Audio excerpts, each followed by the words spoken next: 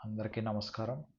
ఈరోజు ఈ వీడియోలో దైవం, వివిధ దైవ రూపాలు, దైవారాధన అనే విషయాలను తెలుసుకుందాం. మనిషికి ఈ ఆధ్యాత్మిక చింతన మరియు దైవం అనే ఆలోచనకు మూల కారణం ఏమిటి? మనిషికి ఆధ్యాత్మికం అనేది అతనికి కలిగిన దుఃఖం మరియు భయం నుండి మొదలైంది. అందుకే అంటారు, బాధలోనే లేక భయంలోనే దేవుడు గుర్తొస్తాడు అని. మొదట్లో ఆది మానవులు మిగిలిన జంతువుల వలె కేవలం తమ ఆకలి తీర్చుకొనుటకు తిండి గురించి వెతికేవారు. అదే సమయంలో వాన, ఎండ, పిడుగులు, క్రూర మృగాలు ఇటువంటి వాటి నుంచి సంరక్షణ కోసం, నివాసం కోసం గుహలను ఆశ్రయించారు. వస్త్రంగా ఆకులు, తోళ్ళు ధరించారు. క్రమంగా అన్నింటినీ వెతికే మనిషి తన బుద్ధితో అన్నీ తాను ఉన్న చోటే సమకూర్చుకున్నాడు. అలా తిండి కోసం సేద్యం చేశాడు, నివాసం కోసం ఇల్లు కట్టుకున్నాడు.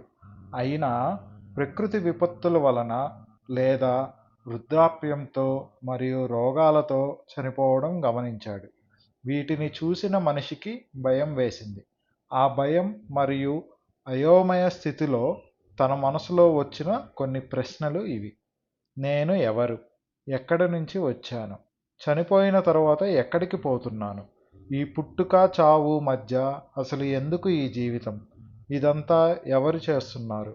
నా చుట్టూ ఉన్న ఈ జీవులన్నింటినీ నడిపిస్తున్నది లేదా నియంత్రిస్తున్నది ఎవరు? అలా తన యందు చాలా ప్రశ్నలతో మానవుడు ఏదో శక్తి ఇదంతా చేస్తుందని, దానికోసం భూమిపై అంతా తిరుగుతూ ఆ శక్తి కోసం వెతికాడు. కానీ అతనికి అది ఎక్కడా కనపడలేదు.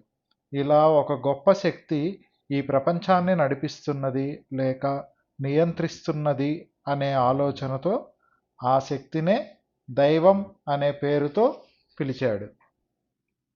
ఆ దైవశక్తి ఏంటో, ఎక్కడ ఉందో ఎంత వెతికినా తెలుసుకొనలేకపోయిన మనిషి అదే పనిగా ఆ దైవంపై తన ఆలోచన నిలిపాడు. అలా తదేకంగా దైవంపై నిలిపిన ధ్యాసే ధ్యానం అయ్యింది. ఆ ధ్యానం వలన తను ఒక రకమైన ఉన్నత స్థితికి చేరుకొనుట వలన జ్ఞానం తన యందే ప్రకాశించటం మొదలైంది.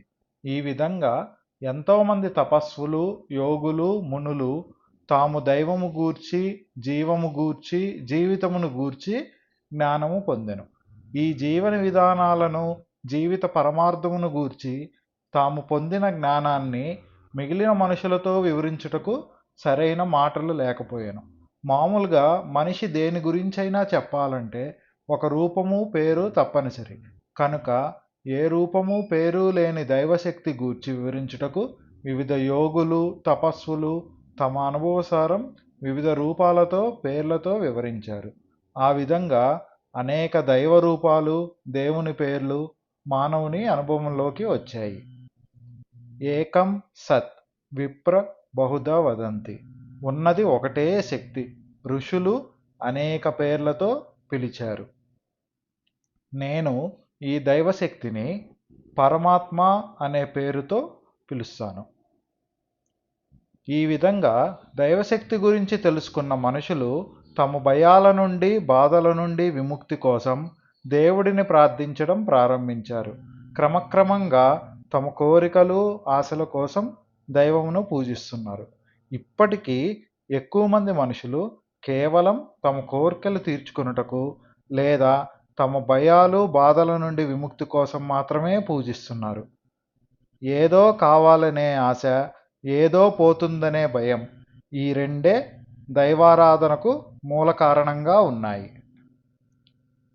ఈ వీడియో మొత్తం చివరిదాకా చూసినందుకు ధన్యవాదాలు. కంటెంట్ మీకు నచ్చిందని ఆశిస్తున్నాను.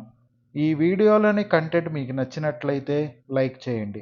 మీ శ్రేయోభిలాషులతో పాటు నలుగురికి చేరవేయదలుచుకుంటే షేర్ చేయండి.